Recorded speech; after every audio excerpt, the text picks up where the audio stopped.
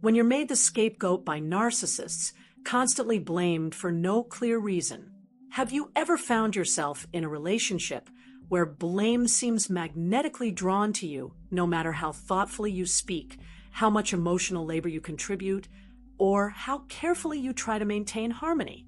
One moment you're criticized for being too emotional, and the next you're condemned for being detached, as if the rules keep changing without warning. Psychologists note that this kind of contradictory blame creates cognitive and emotional whiplash. It leaves you searching for logic in a system that has none. This experience is not coincidence, and it is not evidence of a personal flaw. From a psychological standpoint, it is often the hallmark of scapegoating, a dynamic frequently observed in narcissistic or emotionally dysregulated relationships, where one person is unconsciously designated to carry the emotional burden of the entire system. Scapegoating rarely announces itself through overt hostility.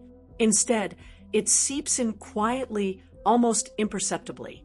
At first, you may simply notice a lingering discomfort after conversations, a subtle sense that something is off.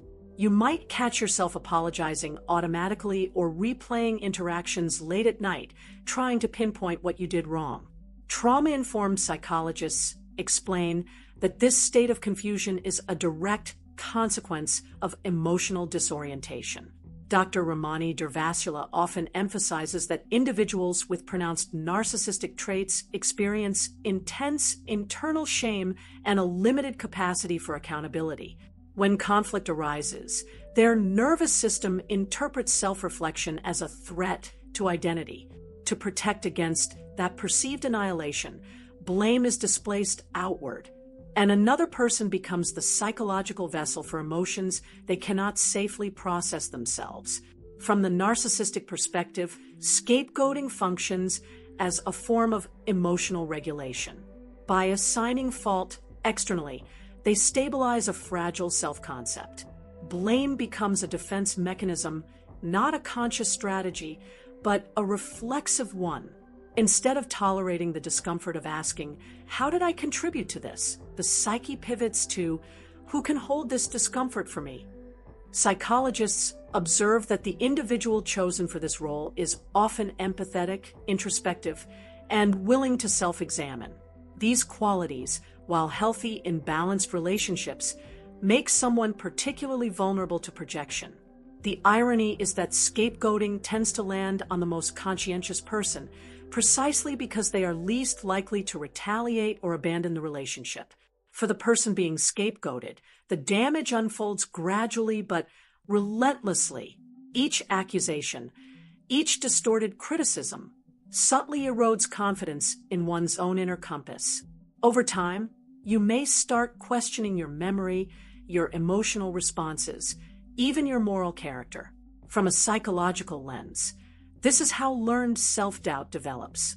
Research on chronic relational stress shows that when blame is inconsistent and unpredictable, the brain shifts into a state of hypervigilance. Rather than engaging authentically, you become preoccupied with anticipating danger, monitoring tone, words, and timing in an effort to prevent the next emotional explosion. This constant scanning drains the nervous system, often leading to burnout, dissociation, or emotional numbing as a form of self-protection. What makes scapegoating especially destabilizing is its lack of rational structure. You may repeatedly ask yourself, "Why am I always the one at fault?" Or "What invisible rule did I violate this time?" Psychologists clarify that scapegoating is not about behavior. It is about emotional capacity. Dr. David Hawkins described blame as a low-level coping response to inner distress. When an individual lacks the skills to tolerate guilt, insecurity, or vulnerability, projecting blame offers immediate relief. For someone with narcissistic defenses, that relief reinforces the pattern neurologically. Their anxiety decreases once responsibility is assigned elsewhere, while the emotional residue, confusion, shame, and pain is transferred to the scapegoated person, who must then carry it alone.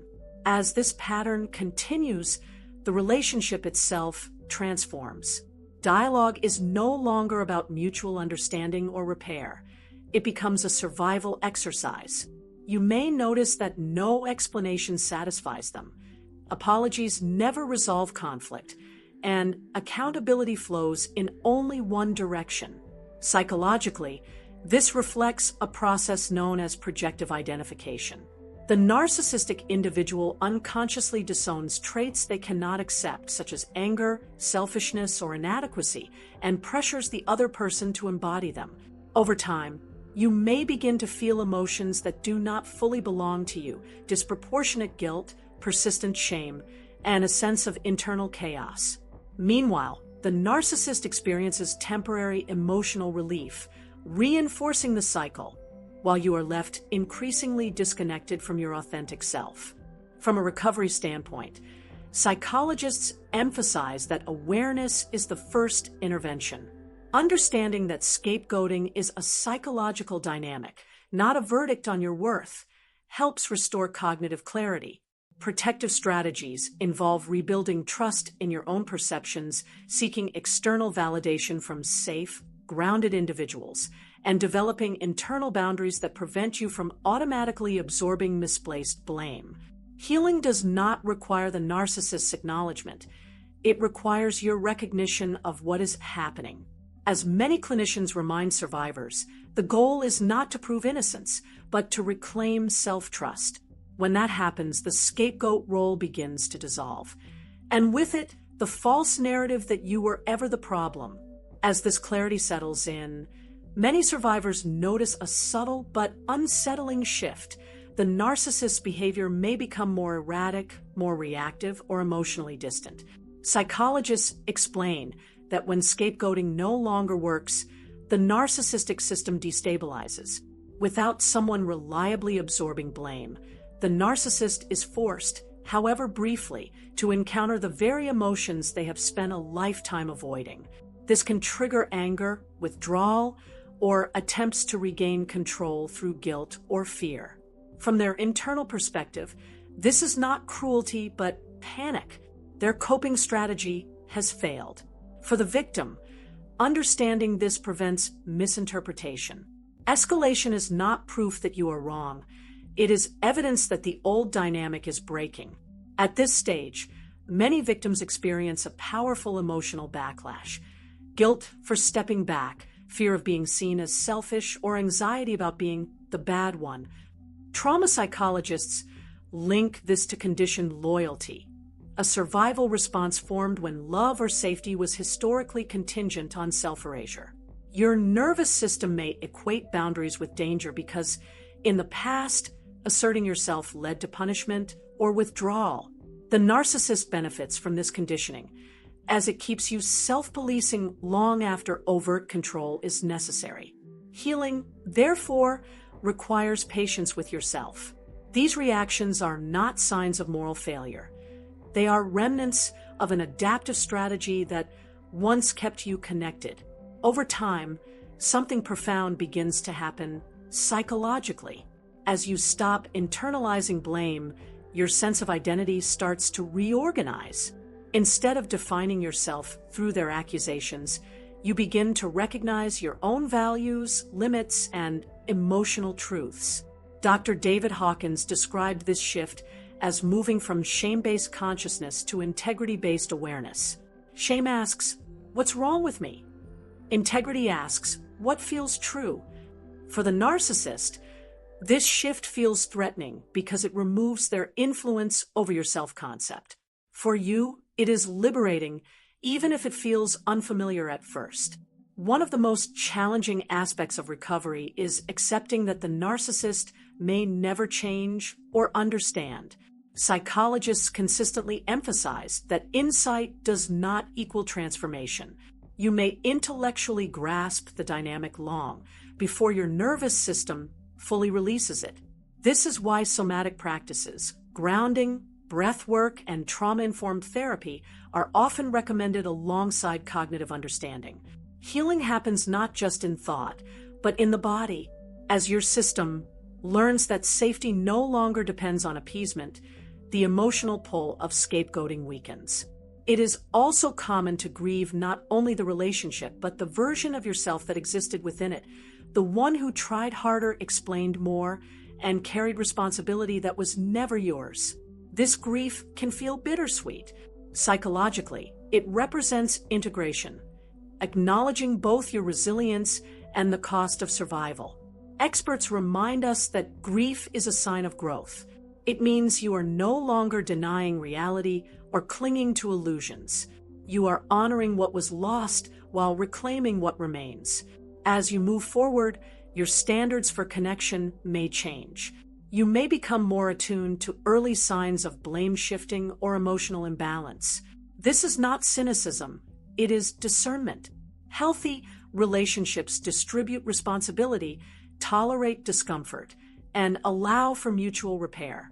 When those elements are absent, your nervous system now recognizes the warning signs. The narcissist, on the other hand, often continues cycling through similar dynamics, mistaking familiarity for connection. This contrast can feel stark, but it also affirms your growth. In the end, stepping out of the scapegoat role is not an act of defiance. It is an act of alignment. You are no longer participating in a story that requires your self-doubt to exist. Psychologists describe this as reclaiming agency, choosing truth over appeasement, clarity over confusion. The accusations may still surface, but they no longer anchor you. They pass through rather than defining you. And in that space where blame no longer sticks, you rediscover something quietly powerful: self-trust. Not the loud confidence of proving yourself right, but the steady assurance of knowing who you are. That is the true resolution of scapegoating. Not vindication, not apology, but freedom. And if this journey feels heavy, remember this: many have walked it before you, and many walk it beside you now. You were never broken. You were carrying what was never yours to hold.